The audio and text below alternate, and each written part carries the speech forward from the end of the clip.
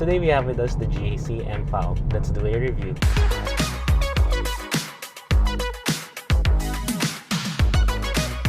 So we're currently driving the GAC Empow. This is the top-of-the-line GE variant, and before we get into details of how this vehicle performs, it actually performs really well, by the way. So before we get into that, let's talk about the exterior, interior, and a few details about this vehicle as well. The Empow is GAC Motor Philippines' entry into the compact sedan segment, competing directly with the Honda Civic. We've shown you the mid-grade GB, though quickly, we finally get to do a review with this. What we have is the top-spec 2023 GAC Empow 1.5 GE, and it's priced at 1,348,000 Philippine pesos.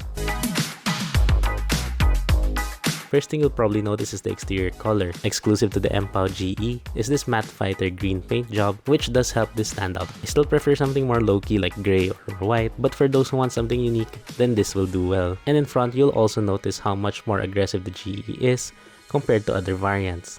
The front grille features vertical slats as well as some yellow accents and what looks like faux openings. We also have some real vents on the sides, as well as full LED headlights, which also make this look very mean. The side shows off the Empow's sleek, fast backlight profile. It actually kinda reminds me a bit of the Kia Stinger, which isn't a bad thing.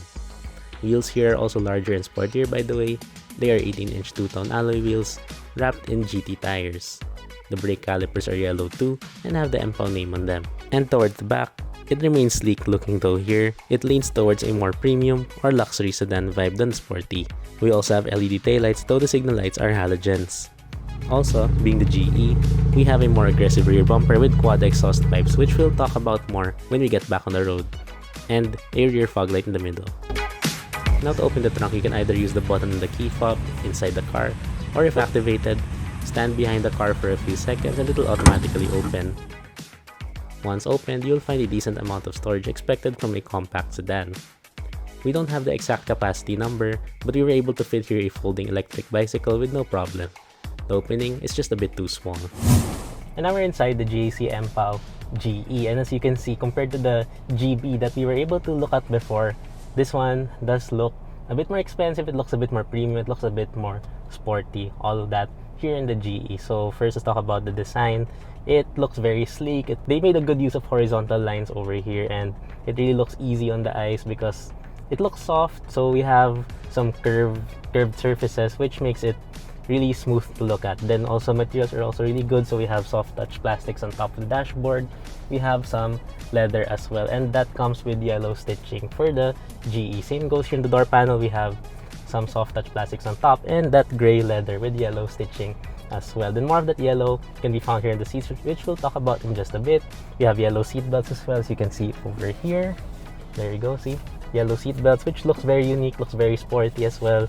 Then on the steering wheel as well, so we have a yellow on-center marker and yellow stitching over there. And this is also tilt and telescopic, by the way, which does give us plenty of adjustment and makes it easier to find a good driving position in this vehicle. So there, you can see that. And also, we have some paddle shifters, controls for our adaptive cruise control, our audio controls, Bluetooth controls, and these buttons here as well. So we have our button for our active valve exhaust, so to open and close, which we'll talk about later in the driving segment. And also here in the dashboard, we have dual screen layout over here. So we have this panel over here which houses the infotainment system and instrument cluster. So for the instrument cluster, we have a 7-inch display over there, which looks very sporty. The graphics are okay, so it looks good. So it's very, then we also have our different information about the vehicles. We have fuel economy, we have our speedometer, we have our G meter. So we have a G meter in this vehicle, and then we have our ADAS display, and again our trip computer over there. Also, we can also change how it looks by pressing the view button on the steering wheel. So there are different kinds of layouts here. You just choose which one you prefer. While it is all good, it does look a bit small in my opinion. I wish they would go for a larger screen, maybe a 10-inch display instead of 7 inches. Then for the infotainment system, we have, if I'm not mistaken, this is a 10-inch infotainment system, and typical with GAC infotainment system, it's very responsive, it's very easy to use, although we do have more menus than there should be, and it will be a bit confusing at first, but once you get used to it, it's gonna be very easy to move about this infotainment system. Also, we have Apple CarPlay, no Android Auto as expected, but we do have Buy to Car Life and some kind of other connection, so it's Huawei HiCar.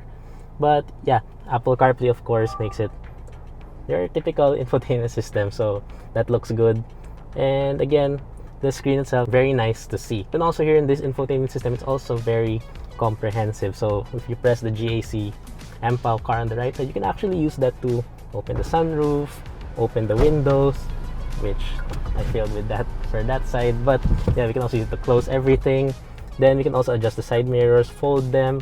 Yeah, it's very comprehensive here. Even the ambient light of this vehicle, we can adjust here in the infotainment system. Then moving down, we do have some climate controls over here. We have some knobs, we have some buttons, which are always really nice. The display though is in the infotainment system, and other controls as well can be found there, but at least we do have the most important controls all found here on the buttons and on the physical controls, which is much appreciated despite the lack of a more complete set of buttons. Then down here we have our storage area, so we can put our phone there or wallet. I do think that there's a missed opportunity to have a wireless charger, but I don't mind. I don't really use wireless chargers anyway and when I'm driving. Then you'll also notice that the material here is a faux carbon fiber, which is glossy, unlike the one in the GB that we checked out earlier as well. So it's a different material. It looks better, a lot better in my opinion, though I'm still not a huge fan of faux carbon fiber finishes. Then also here we have our drive mode selector toggle, so you just pull that back or move it forward. So we have Eco, Comfort, Sport, and Sport Plus, and even a DIY setting. Then also next to that, on the other side, we have our volume toggle. So just it's a scroll wheel, so it's really nice to have a physical volume control over there. Also in the middle, our start stop button, and we also have this like dark chrome material, which I'm not a fan of, because when the sun is really pointed at the car at noon like that, it does have the tendency to blind the driver. And also in the middle, we have our electronic gear shifter, which is actually really nice. So for drive, just pull it all the way back. For reverse, push it all the way forward. For neutral, just a light pull or light push depending on if you're in reverse or drive. Then for manual mode, when you're in drive, just pull it again all the way back. And in fact, when you're in manual mode, it shows here in the screen, top player is ready for fighting. So that's a very interesting sentence that they used here. But yeah, I guess it's something unique for this vehicle. Then putting it back in park, just press the P button near the parking brake. So we have an electronic parking brake with auto hold function. Then here in the middle, we have two cup holders inside the center console storage. So here's the armrest, you can see, pull it up, then we have two cup holders inside. One is accessible when it's closed. Unfortunately, one is covered, so you can only put one drink here really at a time. I'm not a fan of this design, so I wish they could improve this in the future. But at least once you do open the storage, we do have lots of space inside there. Then going back to the seats, we do have really nice seats. They're very supportive. The material that they use here is really nice actually. We have the yellow accents again, yellow stitching, and we have the gray portion with the G for GAC, which is quite unique. So it says G, G, G, G, G, G, G. So yeah, it looks really nice to see. And also the driver seat is power adjustable. And now we're at the back of the Empow, and just like before, you can see that we do have loads of space back here. So leg room, foot room, all good. So loads of legroom over there. I'm 5 feet and 7 inches tall, and this is my driving position for the front seat. So you can see I do have really good space, although for headroom it is a bit limited compared to the legroom. So the roof is a bit low, and we also have this portion over here where the sunroof goes. So it's nice to see that the design of the front seats did follow through pretty much here at the back seat. So we have again the black leather perforated and yellow seat belts. We have yellow stitching. Then also here in the middle, we have a center armrest, of course, with two cup holders, which does have some rubber parts here to hold your drink properly. Then materials in the back also are almost the same, not the same, but almost. So we have the gray leather with yellow stitching, that faux carbon fiber, which is glossy, but we do have hard touch plastics instead on top. But I don't mind, this is the back seat. I don't really mind. So yeah, still pretty good here at the back of the Empow. And I think we can go back to driving this vehicle. And now we're back on the road. So this is actually the perfect place to test out this vehicle because it just really drives well. So first, let's talk about the engine. This is powered by a 1.5 liter turbocharged gasoline engine, 4-cylinder, that produces 174 horsepower and 270 Newton meters of torque paired to a dual clutch transmission, a 7-speed wet dual clutch transmission. Off the line, once you do get moving, you can feel how well this vehicle is tuned. So it actually accelerates right away, so very responsive actually. Just put your foot down and the vehicle responds. So that's something really nice. And then power delivery itself is really good. It's actually around the same horsepower and torque as a Honda Civic, but this one feels a lot quicker. It feels a lot faster when you are driving. And also, by the way, if I haven't mentioned yet, this actually competes directly with the Honda Civic. And then when it comes to the transmission, again, we have a 7-speed wet dual clutch transmission. I've heard other things about the lower variant Empow having a jerky transmission, a laggy transmission, but in this case, this one, the GE, doesn't feel that bad. It's actually quite smooth for me. It actually feels like a typical wet dual clutch transmission as well, although there are times that it will lag just a bit, but not all the time. I do have to say that when you do want to use the paddle shifters, they are slightly delayed, so I think they could improve on that. So it's better if we have much more responsive paddle shifters. And then, like I mentioned earlier, we also have that active valve exhaust system. So you saw earlier we have quad exhaust pipes at the back and they sound awesome. So let's just put that open. Let's put it on comfort mode. We're currently driving on eco, by the way, so put that on and let's do a little acceleration. And you can hear the car sounds great. So one of the best sounding cars I've ever driven. Then this vehicle also has Sport and Sport Plus mode. So those have to do with the tuning of the engine depending on the mode. So of course, Eco will slow you down. Comfort will just be your normal driving mode. And then Sport and Sport Plus, of course, improve the handling, the dynamics, the acceleration, everything that has to do with driving this vehicle is improvement in those modes. Then when it comes to steering and handling, another good thing about this vehicle, of course, as you'd expect from a vehicle like this, steering is very light. But as usual with GAC and many other Chinese vehicles as well, we have different driving modes, which of course give us a lot more options. So we have a lighter, the normal light, and then we have a much weighted sport mode on the steering, which I always like to use. And of course, when you're using that sport steering mode, it is also very responsive. It's very direct, it's very sharp. The steering is actually one of the best as well among all the Chinese vehicles I've driven. Common among them is that they have vague steering, they have just too light steering, but this one is really well tuned as well.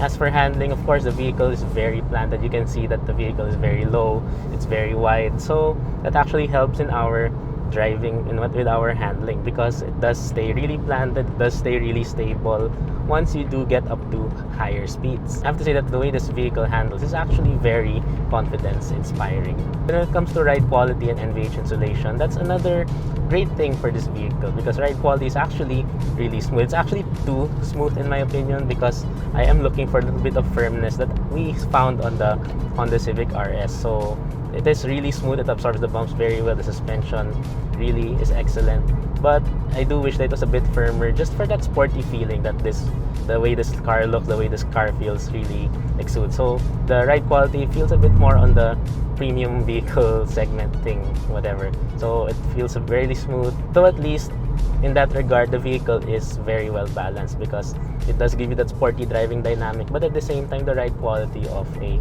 luxury sedan.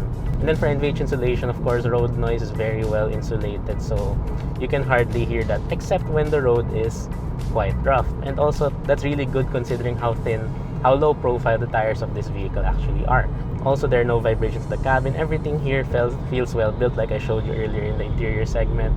So it's really well built here, which of course gives us very good NVH. And also, of course, with that live valve exhaust system, so the engine, of course, the sound will come into the cabin, but it's your decision, because you can just press the button here in the steering wheel and it will be a quiet drive again. So if you want to press it again, it will be louder. Of course, the sound will come in, but at least even if it does come in, it might get too loud for some people or tiring, it does sound really good again. And then for visibility, for the most part, it's really good. So the windshield is well positioned, the shape of the windshield is very good.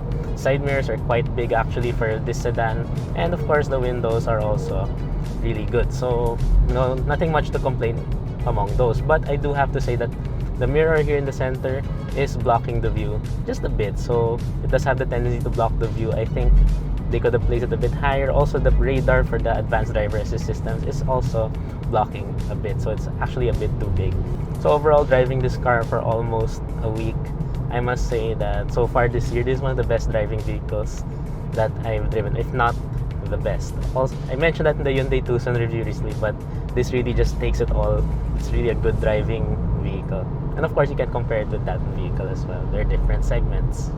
And with how sporty the Empow drives, especially this variant, you'd expect not so good fuel economy, but that's actually not the case because fuel economy in this car is really good actually. So around the city, we're able to achieve around 12 kilometers per liter, which is actually a good number, especially considering that that was during rush hour traffic inside Manila City and Quezon City. So that's something that is really well done for this vehicle. Then for the highway, of course, we'd expect higher. I was expecting around 23 kilometers per liter, but we were able to achieve 19 kilometers per liter, which is still a really good number. The GAC Empow is a perfect example of a car done right. This gives you premium feels, comfort, fun, performance, all at an affordable price. You've got the looks too, which is very important in this segment. But it does have some things to improve, but those do not discount the fact that GAC has a very attractive product right here.